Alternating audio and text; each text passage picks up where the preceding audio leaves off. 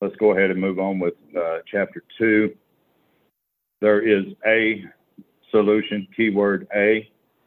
I think sometimes we come in here looking for a lot of different solutions, but this book tells me there is a solution. Now, it doesn't say this is the solution, because I have seen other people go different routes and find recovery. That's just not been my experience. This chapter is going to introduce us to two powers. One is the power of the fellowship to heal us, to support us. The rest of the chapter is going to talk about the power and the transformation of the spiritual experience in order for us to recover. So the first part of this, we're going to be looking at the fellowship. Now, in the 1930s, there was no airplane flight at that time when this was written. So to get from one continent to the next, you had to take a great ocean liner in order to get there. So Bill talks in parables, and he talked in a way that people in the 1930s would understand. If he talked about an airplane, they wouldn't have understood none of that because nobody knew anything about it. And there was another man over 2,000 years ago that done the very same thing. He talked in parables in ways that people could understand. But there's a very hidden meaning underneath all of that, and that's the same as it is here. So let's look at there is a solution. Page 17. We of Alcoholics Anonymous know thousands of men and women who were once just as hopeless as Bill. I have my guys put a question mark there. Is that you? Are you in those thousands of men and women?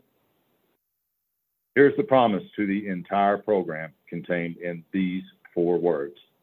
Nearly all have recovered. Promise, not recovering. They recovered, not from drinking. They recovered from self. That drove them to drink over and over and over. They have solved the drink problem. So we're the most unlikely mix of people that there will ever be. I tell you, I've sponsored lawyers and judges, and there was a day that they put me in prison. Not them same guys, don't get me wrong, but you know, it's just, how does that happen? If not for God, how does that happen? The book says we're average Americans, all sections of the country, and many of its occupations are represented, as well as many political, economic, social, and religious backgrounds. We are people who normally would not mix. That's a question for me. But there exists among us a fellowship, a friendliness, an understanding. Now, my wife would have told you in 2019 that was not the truth anymore, which is indescribably wonderful. We are like the passengers of a great liner the moment after rescue from shipwreck, when camaraderie, joyousness, and democracy pervade the vessel from steerage to captain's table. Charlie would always explain it like this. There are different levels of the ship, and depending on how much money you had, how you were socially, and where you were with all of that determined where you were at on that ship. Now, the very bottom of the ship is where people like us that didn't have any money and that were drunks and homeless and all, that's where they all rode. They rode at the bows of the ship, right next to the ocean. So if the damn thing sinks, the first one's going down is the people that are there. Charlie called it the cheese sandwich section because that's about all you had, was enough for a ticket. You ate cheese sandwiches along the way, and that was all you got. But he says we're like those people. The moment after rescue from shipwreck, when camaraderie, joyousness, democracy pervade the vessel from the steerage to captain's table. So the next group would be a little further up the deck. They would be off the bow. The next would be up by the window. They could see the water. And as your status was, whatever it was, you moved up. But there was a very elite group that was able to sit at the captain's table and dine with the captain. And that was the best of the best. There was no better than that. If you got to there, you had money and you had a lot going on. Well, Bill says we're like that in our recovery. This is what happens to us. We come in here, we're at the bows of the ship, using it as a metaphor. We're at the bows of the ship.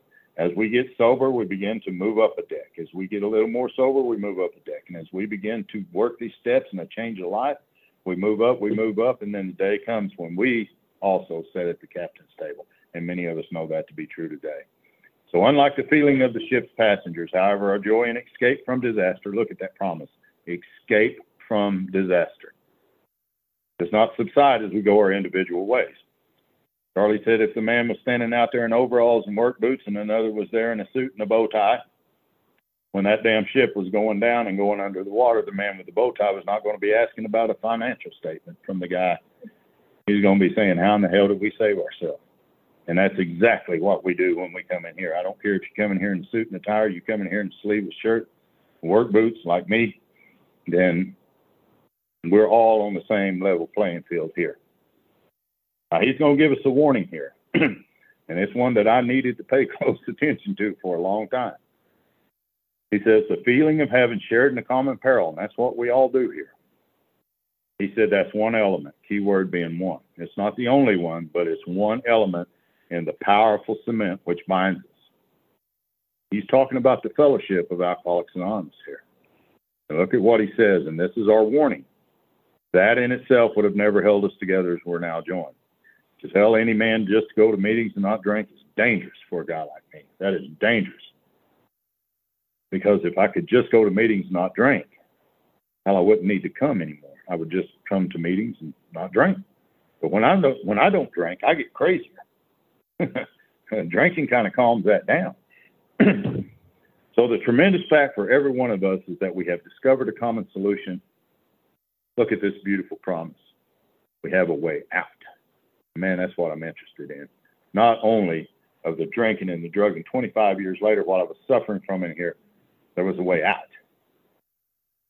It says we have discovered a common solution upon which we can join in brotherly and harmonious action. That's the great news. The book, not the fellowship. Trust me, I got to have the fellowship. I love you guys. And I'm not bashing the fellowship or talking smack, but I'm telling you, I will die in here without a spiritual experience. I will. I mean, if I could recover from, just hugs and loves, good deal. I spent 25 years doing that, and I was a very sick man. So as great as it is, like I said in the beginning, this is going to introduce us to two powers.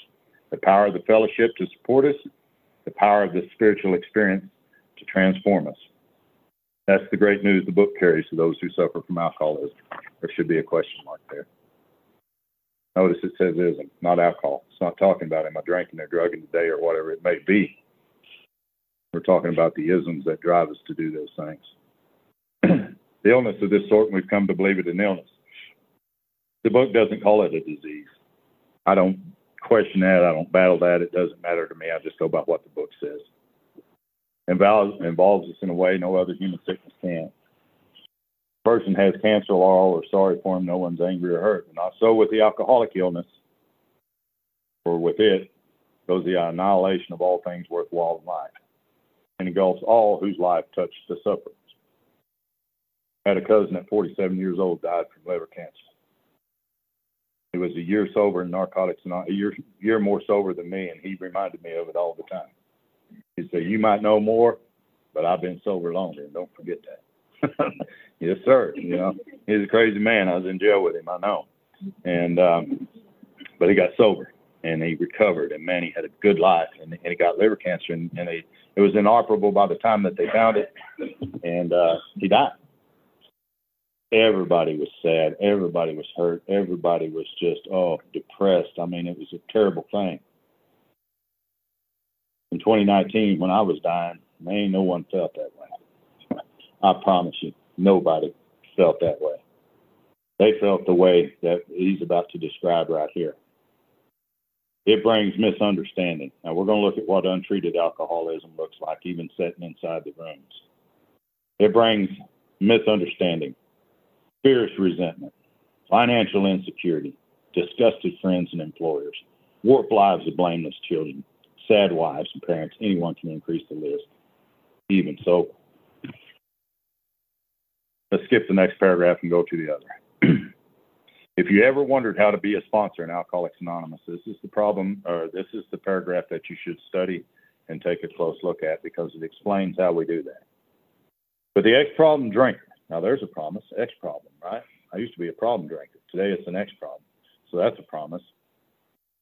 Who has found this solution, not any solution, or some of this crap we hear whenever we come around. I don't even know where any of that comes from. But this solution, who is properly armed with the facts about himself. In 2019, when that man came to me, he didn't need to know the facts about me. He needed to present the facts about himself, not myself. And I think so often we get turned around with that in sponsorship. Do this, do that. Call me at that time. Find a job. Go do this. Go do that. not about any of that shit. It's about go through this work, have a spiritual experience, and all that stuff will happen to you. I promise it will. So the man who has found this solution, who's properly armed with facts about himself, not myself, can generally win the entire confidence of another alcoholic in a few hours. And until such an understanding is reached, little or nothing can be accomplished. Now, this paragraph is going to tell us how to find a sponsor. That was how to be one. This is how to find one. That the man who is making the approach.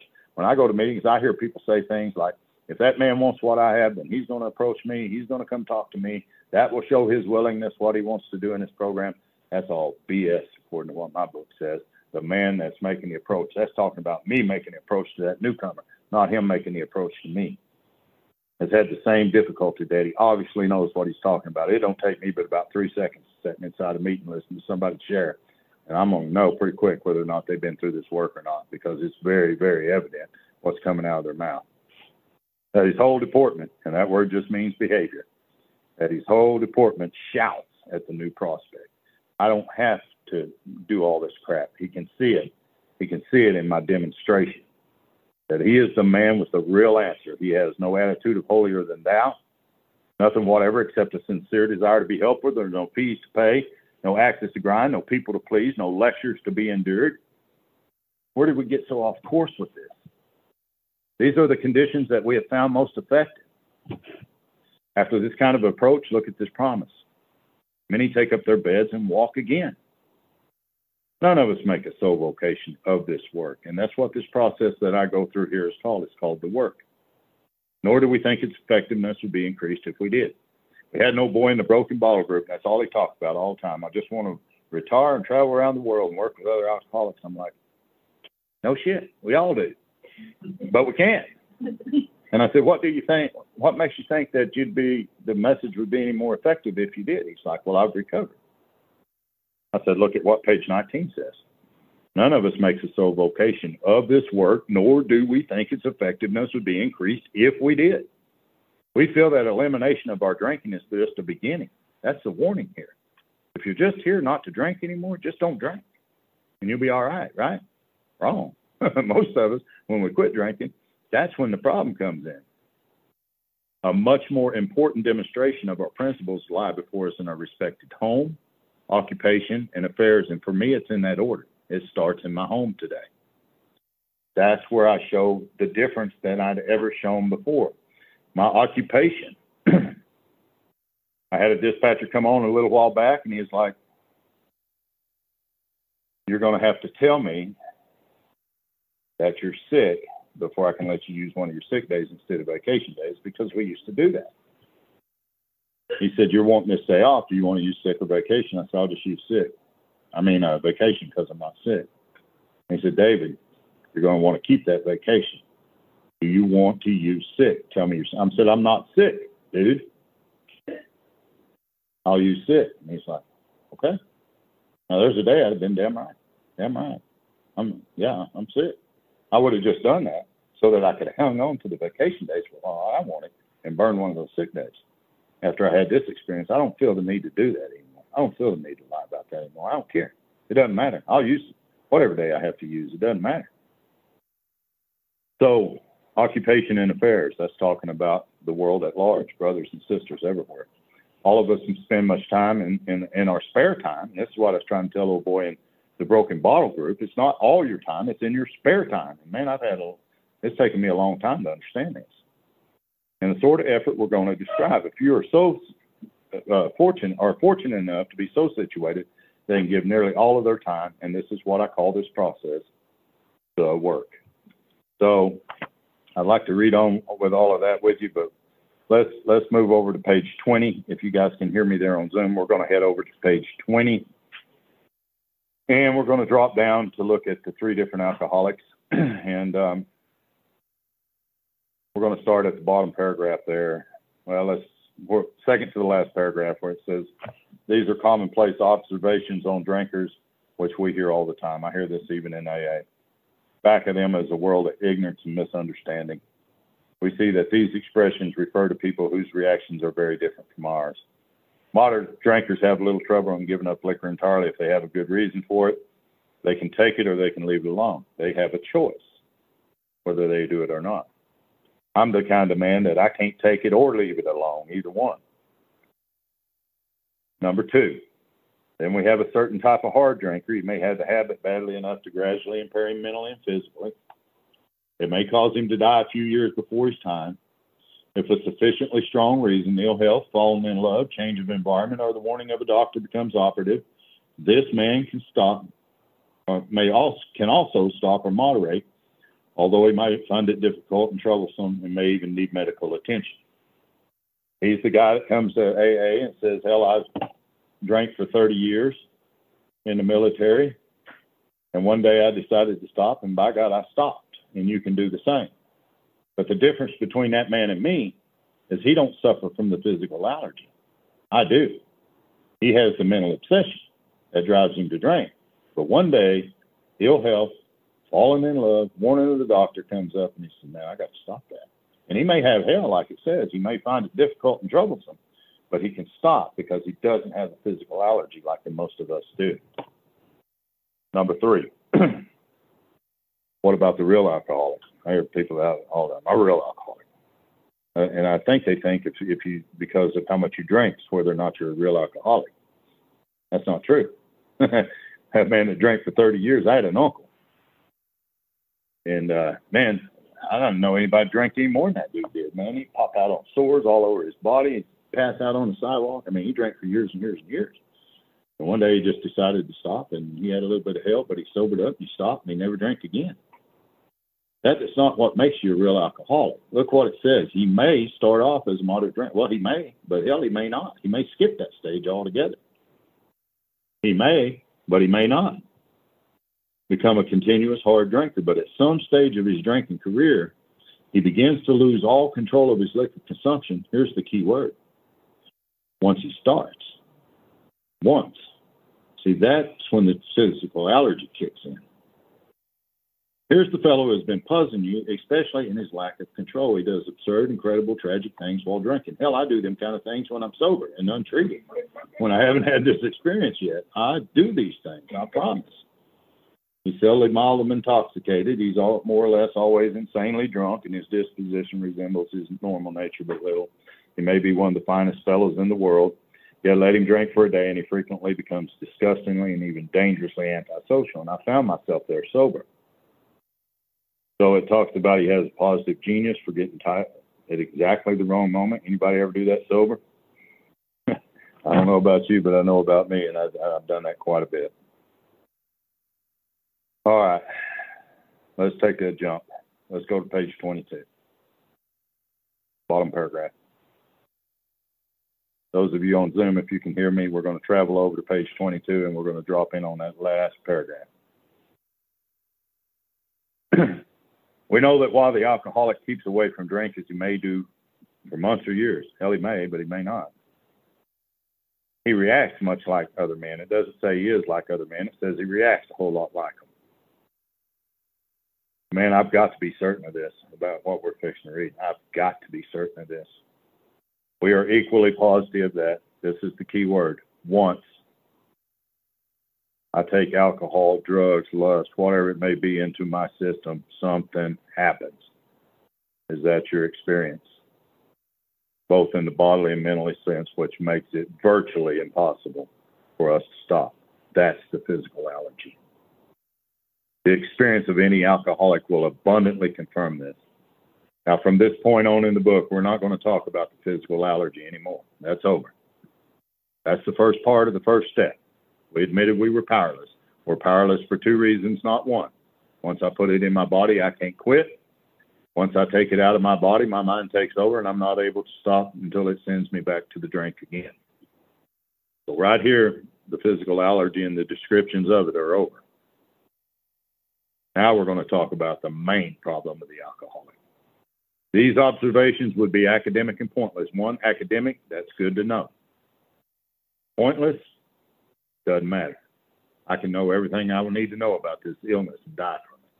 I've damn near proved that at 25 years sober. I promise you. So these observations, in other words, everything that we have observed in these prior 22 pages, good to know, but it's useless. It's pointless. If I never take the first drink, if I never put it in my system, I promise you, I'm never going to trigger the physical allergy, and I'm never going to go on a drunk. I'm just not. There's no way possible for that to happen. But now I've got to deal with something else that will send me back to that. And if this isn't dealt with through this process, I can promise you it will come back. It says, thereby setting a terrible cycle in motion. Therefore, the main problem of the alcoholic centers in his mind rather than his body. Now we know where the true problem is. But we're also going to see that this is where the solution is as well. Our mind is going to change. We're going to have a transformed experience of the mind. The apostle said it this way, be ye there transformed by the renewing of your mind. And that's what he's talking about, is the spiritual experience that we get to experience here. If you ask him why he started on the last bender, chances are he'll offer you one of 100 alibis. Sometimes these excuses have certain plausibility, but none of them really make sense. In the light of the havoc of an alcoholic's drinking bout creates, how the hell could it? We don't know what it is that defeats us. We think it's drinking. We think it's drugs. We think it's lust. We quit doing that shit. We come in here, and then our head beats us up until we go back and do it again. That ought to be a clue. There's something going on deeper than my drinking. It's what's driving me back to drink all the time. If you draw this fallacious reasoning to the alcoholic, this is kind of how I am. I'll laugh it off, become irritated, and refuse to talk. So, bottom paragraph. Tragic truth is that the man be a real alcoholic. The happy day may not arrive. He's lost control. If I lost control, who the hell got it? That's what I want to know. In order to lose something, I had to have once had it. Maybe whenever I was very young, I don't remember. But something got that. And we're going to find out what that is. At a certain point in the drinking of every alcoholic, he passes into a state, talking about a state of mind here, where the most powerful desire to stop drinking is absolutely of no avail. And I guarantee you everybody on here can relate to that. This tragic situation has arrived in practically every case long before it's expected. Squiggly writing. Charlie said always, always, always pay close attention. Never squiggly writings there. The fact. This isn't a theory. It's the fact that most alcoholics, look at that, most, not all, but most, for reasons yet obscure, have lost the power in choice of drink. So if I lost the power, who the hell got it? Who got my power? It wasn't you, come to find out. It wasn't them, come to find out. It wasn't drinking. Look what he says, our so-called will power. Will got my power. I didn't know it. Becomes practically non-existent. We are unable at certain times to bring into our consciousness, see, there's the key words, our consciousness, with the sufficient force, the memory and suffering and humiliation of even a week or a month ago, we were without defense against the first drink. Bottom paragraph, 24. When this, key word here, sort of thinking is fully established in an individual with alcoholic tendencies, he's probably placed himself beyond human aid. Now remember in the beginning we said that we were going to look at two powers, the power of the fellowship to support us and the power of this experience to transform us. The fellowship at this point, 25 years later, has carried me absolutely as far as it's going to be able to take me. I can't go no further. I'm going to die going to meetings. And that's what had happened to me. If I have placed myself beyond human aid, then you, doctors, nobody else is going to be able to help me. If I don't have this spiritual experience, my life is not going to look very good from here. And when he was reading this with me, I could see it. For the first time in my life, I could really see what he's talking about. Unless locked up, we may die or go permanently insane. These stark and ugly facts have been confirmed by legions of alcoholics throughout history. But for the grace of God, there would have been so many, there would have been thousands more convincing demonstration. So many want to stop, but cannot. There is a solution.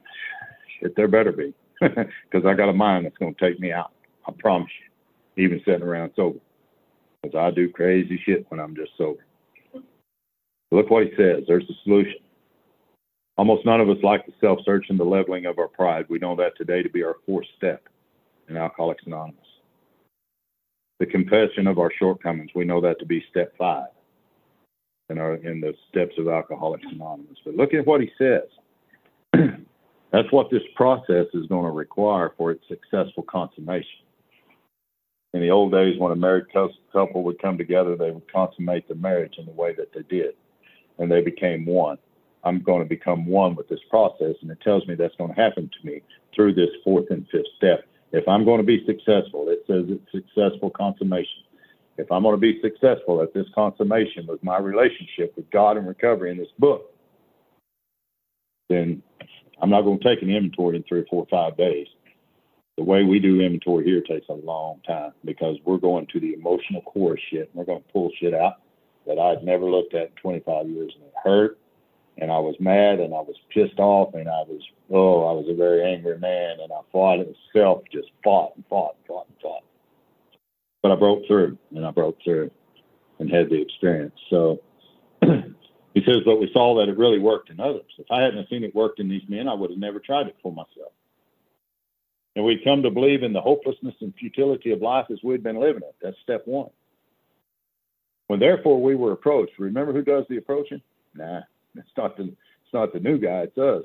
When therefore we were approached by those in whom the problem had been solved, remember the problem is not drinking, it's not drugging. If that's the problem, just don't do it, and you shouldn't have a problem. But that's not the problem. The problem is what goes on after you quit doing that. These were the men that had been solved in. I've seen them. There's nothing left for us but to pick up the simple kit of spiritual tools laid at our feet.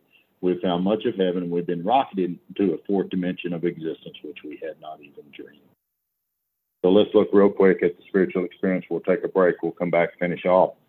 And so having a bird's eye view of what this spiritual experience looks like is first described here on page 25, and it'll describe it further on page 27. But it says, the great fact is just this, nothing less. We've had deep and effective spiritual experience, and there's an asterisk there that goes to the bottom, and we'll look at that later on. But this is what that looks like, that spiritual experience. See, I never knew what any of that looked like. He says it revolutionizes our whole attitude toward life, toward our fellow, and toward God's universe. I didn't know that's what needed to change. Hell, I thought I just needed to stop drinking, and everything would be okay. That's not the truth. The central fact of our lives today, and I'm talking about right now, is the absolute certainty that our Creator has entered into our heart and lives. A lot of people would read that as lives in our hearts and our lives. No. The absolute certainty is He's entered into my heart and He lives in a way which is indeed miraculous. He has commenced to accomplish those things for us which we can never accomplish by ourselves. The miracle isn't that I haven't drank whiskey today. The miracle is I haven't even wanted to drink whiskey today. The miracle isn't only that I haven't used drugs, I haven't even wanted to. I haven't fell into the lust and the other crazy behaviors that I haven't even wanted to. It's just not there. What the hell happened? I had a spiritual experience that revolutionized my whole attitude toward life, toward my fellows, and toward God's universe. Start right there at the top of page 27, and this was talking about a man named Roland Hazard. And we talked about this the other night at the meeting here. This man came from the Burlington family. So if you ever heard of Burlington Coats, Burlington Railroad, the Burlingtons, he came from them, and so they had a lot of money. And his brother-in-law was a mayor, and his dad was the governor, or the other way around. And so, I mean, he had a lot of social prestige, but Roland was an alcoholic. And so, having no airplane travel in that day, he had to take a ship from one continent to the other, and he ended up in Europe, and he met up with a guy named Dr. Jung, and that's all described there on page 26, which we don't have time to go into. I wish we did, but we don't. So anyway, he spent a year with Dr. Jung. There were 3 choices at that time. There was a doctor named Abner, there was one named Freud, and there was one named Jung. And he ended up with Jung, and Jung really tried to help him with his mental condition because he knew that that's where the alcoholic illness was. Now, what these guys didn't know about was the physical allergy, which Dr. Silkworth had described to Bill back in New York. So here's how the story played out. Dr. Silkworth knew about the allergy, but he didn't know about the spiritual experience. Dr. Jung knew about the spiritual experience, but he didn't know about the allergy. So God, working through Roland, Deeper Graves, Heavy Thatcher, down to Bill Wilson, all of this connected. And when it did, with a practical program of action given to us by the Oxford group of that day, every bit of this information was put together and we found a way to recover. Now, the doctor says you're going to have a spiritual experience in order to recover. And when they told me that in Alcoholics Anonymous, the first thing that my mind did was went way back to a country church years ago that my grandmother took me to, where they was doing a lot of hooping and hollering and a bunch of crazy stuff going on in there. Hell, I'd been to bars that wasn't as wild as that stuff was going on in there. And there was a lady who was in the floor and she was rolling around, and I remember asking my grandmother, what's wrong with her? She said, she's having a spiritual experience. Shut up. And when I came to Alcoholics Anonymous, they said, you're going to have a spiritual experience in order to recover. My mind went back. Hell no. Ain't going to be doing that. So anyway, thank God that's not the way it is. Page 27. Let's start there where he says the doctor said. You have the mind of a chronic alcoholic. I've never seen one single case recover to where that keyword here, state of mind, exists to the extent that it does in you. Our friend felt as though the gates of hell had closed on him with a clang. This is how Roland felt. Because he drank a year later. He rode the ship back to France. He was on his way back to America. His mind said, hey, let's take a drink. Not knowing about the trigger, the physical allergy, he figured after a year, I'm good. He took a drink, triggered that allergy, and was gone. So he comes back to the doctor and he says, man, is there no exception? The doctor said, yes, there is exceptions to cases such as yours, been occurring since early times. Here and there, once in a while, alcoholics have had what are called vital spiritual experiences. You know, here and there, once in a while, I've even seen that in AA. Some alcoholics actually have had vital spiritual experiences. The doctor says to me, these occurrences are phenomena. And that word just means unknown. If you look that up in the Webster Dictionary, that's just unknown. The doctor says, I can't explain this. But he says, this is what it looks like.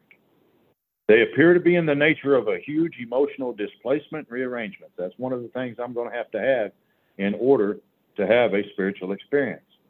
I've been talking about this for 2 days now. Ideas, emotions, and attitudes. That's what self is made up of. It comes from past trauma and events when we were little and different shit like this. And my mind tells me no one's ever going to hurt you again. If they do, we're going to kill them. And nobody's ever going to get on you, and you don't ever trust women again. And I start listening to those thoughts, and pretty soon that becomes a way of life for me. And I start thinking that, and I start believing that, and pretty soon I start acting that out in my life. The next thing you know, I've got a God. It's not the one that I think it is. I don't even know this is happening. So look at what he says. Ideas, emotions, and attitudes which were once the guiding forces. Let's take those two words just for a second, guiding forces, and turn them around. Let's look at them as forces guiding. Let's read it like this. Ideas and emotions and attitudes which were once the forces guiding the lives of these men. And see, I don't even know this is happening to me. All of this is suddenly going to be cast to one side, and a new set's going to come in, a new set of conception and motives. It don't say anything about me being sober. I mean, I got to be sober, but Bill was drunk. Remember, sitting at the kitchen table when it happened to him. This is about spiritual experience, not just getting sober. He says, in fact, I've been trying to produce some such emotional rearrangement within you. With many individuals, the methods I've employed are successful, but I've never been successful with an alcoholic of your description. We are beyond human aid here. As good as doctors are, and as much as we got to have them, can't recover by them because they're a human being. No one ever told me, David, your ideas have to change, your emotions, your concepts, your beliefs. And if that changes, then your life changes. Hell, you don't act the same no more. What a concept. How the hell did I miss that for 25 years? Wow. I run around here thinking that if I don't do this, my mind will tell me go to more meetings, read more books, sponsor more guys. It'll do all this. They don't ever tell me, David, let's do some soul searching. Go look at let's go admit some things to some people. Oh, hell no, it don't even talk about stuff like that. It won't send me to go read or go talk to somebody or do this or that. No, this is way beyond that. I have to read this part just in short because I had a boy that drowned in 1995. I was 9 months sober. Man, what a devastating blow. By God's grace, I got to stay sober through that experience. But it was only by God's grace, because I was mad as hell at God. I hated him enough already. I was already starting to get a little bit of trust whenever this happened. I figured it was all his fault, of course. But he says, we in our turn sought the same escape with the desperation of all the drowning men. What at first seemed a flimsy reed has proved to be the loving and powerful hand of God. A new life has been given us. What a promise. Wow. Or if you prefer a design for living, that really works. So it was in 1995. They were in Indiana. There's a long story behind all of it I won't go into. But due to my drinking and drugging and violence and the way that I was and my background, they were encouraged to move as far away as they could get, and she did. She took them 5 states away. And through this program, I was beginning to get my feet back on the ground, and I was going to see them that summer for the first time in 9 months. It floods a lot in Indiana, and on Memorial Day weekend, they had him out by the lake, and they were playing, and he got out in the water, and he drowned. And he was out there with another guy, and this guy was fighting like hell to try to save him. He was going under trying to save him, and that guy drowned too. So there were 2 guys that drowned that day, or 2 people. One, my son that had just turned 6 years old, and then this guy that was probably in his late 20s or early 30s. And I think about how they must have fought like hell trying to live. If I think about that sometimes, I used to meditate on that, how they were probably trying to get anything they could do. And I think unless we come in here like that, our sobriety and recovery is going to mean very damn little. I know in 2019, when I come back, I sought the desperation, the escape of the desperation of drowning men. I promise I did. But like it says here, a new life's been given me. And it's a good one, for sure. So, bottom paragraph of the page. In the following chapter, there appears to be an explanation on alcoholism as we understand it. That's step 1. Then a chapter addressed to the agnostics. That entire chapter is going to be addressed to step 2. Many who were once in this class are now among our members. Surprisingly enough, we find such convictions no great obstacle to a spiritual experience. Thank God for that. Further on, clear-cut directions are showing how we recover, not recovering. And we're talking about the first 100 people here that wrote the book, I know. But at the same time, this is about me, followed by 42 personal experiences. So as we move into that, if you sponsor people or you thinking about it or whatever, clear-cut directions are going to be shown how to do that. All right, bottom paragraph. We hope no one will consider these self-revealing. Notice that's a small s in front of self. We're going to look at self a lot today. But if you turn that word around, we're going to reveal self. That's what we're going to do. Because if we don't do that, we're never going to recover here. We might get sober, and we might even stay sober. But I'm not going to recover from a hopeless state of mind that drives me to be the same man I was, only no alcohol in me anymore. I don't want that at all. These give our hope is that many alcoholic men and women desperately in need, that's step 1. For my guys, I haven't put a question mark behind that and ask themselves that question. They will see these pages, keyword, these pages. See, it keeps coming back to that. We believe it's only by fully disclosing ourselves and our problems that we'll be able to persuaded to say, yes, I am one of them too. I must have this thing.